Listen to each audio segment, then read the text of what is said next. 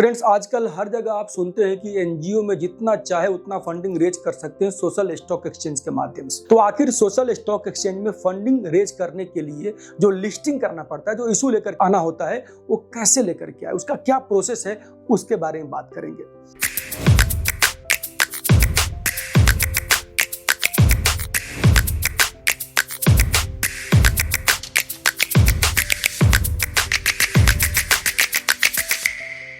जैसे normally business का क्या होता है कि आप लिस्टिंग कराते हैं और जितना फंडिंग लेकर के आना चाहते हैं आप लेके आ सकते हैं। वहां पर जो लिस्टिंग होती है वो लिस्टिंग ऑर्गेनाइजेशन की होती है, कंपनी की होती है। लेकिन यहां पर आपको समझना पड़ेगा कि जो सोशल स्टॉक एक्सचेंज में लिस्टिंग होता है वो लिस्टिंग किसी एनजीओ का, किसी ऑर्गेनाइजेशन का नहीं होता है। यहाँ पर जो प्रोजेक्ट, जो सोशल कॉज के लिए जो प्रोजेक्ट लेकर के आप आते हैं, जहां पर सोशल इंपैक्ट क्रिएट करने वाले हैं, उस प्रोजेक्ट का लिस्टिंग होता है, ऑर्गेनाइजेशन का, एनजीओ का लिस्टिंग नहीं होता है। अब यहां पर समझने के लिए जो बात है, सबसे पहला स्टेप जो है, जो सबसे फर्स्ट स्टेप है आपके संस्था को अगर सोशल स्टॉक एक्सचेंज के माध्यम से फंडिंग रेज करना है, तो सबसे पहले आपको अपने संस्था को सोशल स्टॉक एक्सचेंज में रजिस्टर्ड करना पड़ेगा।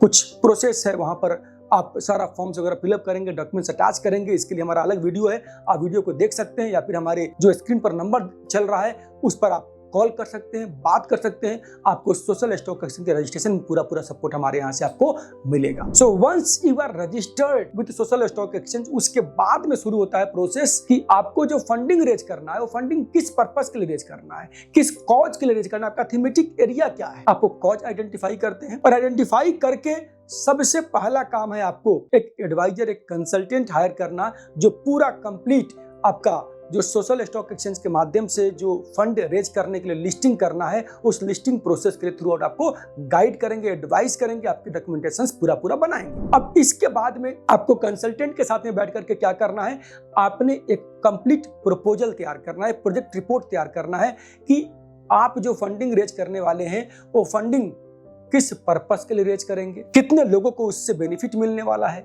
क्या इंपैक्ट क्रिएट करने वाले हैं, पूरा बजट क्या होने वाला है। और ये सारी चीजें बनाने के बाद आप एक DFID, draft fund raising document जो होता है, उसको प्रिपेयर करते हैं। उसका फॉर्मेट आपको मिल जाएगा। आप पूरा डॉक्यूमेंट्स कंसल्टेंट के साथ बैठ करके प्रिपेयर करें, खुद प्रिपेयर ना करें, क्योंकि उसमें थोड़ी टेक्निकल चीजें होती है, गलती आप कर सकते हैं। तो प्रॉपर काफी बड़ा डॉक्यूमेंट होता है, 200-250 पेज का डॉक्यूमेंट होता है, उसको आप प्रिपेयर करते हैं। और प्रिपेयर करने के बाद में जो नेक्स्ट प्रोसेस आपका है, सबसे पहले आप क्या करें कि आप आइडेंटिफाई करें कि आखिर आपके इस प्रोजेक्ट के लिए फंडिंग कौन देने वाला है आपको, कौन सा कॉर्पोरेट या इंडिविजुअल, जो भी आपके एग्जिस्टिंग डोनर्स है, या फिर जहां पर रीच आउट कर सकते हैं, किसी बैंक के पास, किसी बड़ी कंपनी के पास, उनके पास आपको रीच आउट करना होता है। उनके पास जा करके फंडिंग के लिए बात करना पड़ता है कि आपकी जब इशू आएंगी तो वहां पर वो व्यक्ति या वो ऑर्गेनाइजेशन, वो संस्था जो है आपको फंडिंग करेंगे।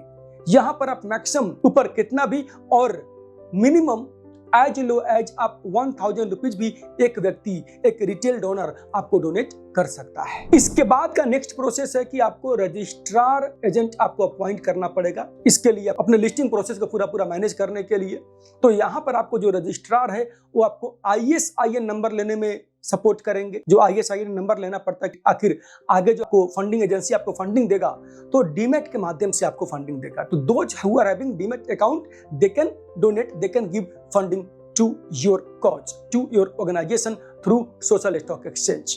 अब यहाँ पर जो DFID है आप सबमिट करते हैं स्टॉक एक्सचेंज को, और वहां से पब्लिक के कमेंट के लिए ओपन रहता है कि 21 डेज तक अगर कोई भी पब्लिक कुछ भी कमेंट करना चाहे तो वो कमेंट कर सकता है। और इन सबके पहले एक मैं पॉइंट यहाँ पर आपको बताना चाहूंगा कि जो भी पैसा आपका आता है वो एस्क्रो अकाउंट के माध्यम से आता है। तो आपको यहाँ पर बैंक में 2 बैंकर से आपको एग्रीमेंट करना पड़ता है। एक जहां पर आप एस्क्रो अकाउंट ओपन करेंगे, और दूसरा स्पॉन्सर बैंक, जो कि आपको UPI के ट्रांजैक्शंस को जो लोग मैप करेंगे, रूट करेंगे, जिनके माध्यम से वो स्पॉन्सर बैंक भी आपको यहाँ पर एग्रीमेंट करना पड़ेगा। तो इसके बाद आप आगे बढ़ते हैं, पब्लिक का जो कमेंट आता है उसको रिप्लाई करते हैं। रिप्लाई करने के बाद में आपका एक फाइनल फंड रेजिंग डॉक्यूमेंट आप सबमिट करते हैं, और जो आपने रजिस्ट्रार अपॉइंट किया है वो लोग यहाँ पर स्टॉक एक्सचेंज के साथ में मिल करके आपका जो कंप्लीट आपका लिस्टिंग का प्रोसेस है उस प्रोसेस को कंप्लीट करते हैं, और आपका इशू ओपन होता है, जो कि 3 से लेकर के 10 दिन तक आपका ओपन रहता है। और जो भी आपका प्रोजेक्ट का वैल्यू है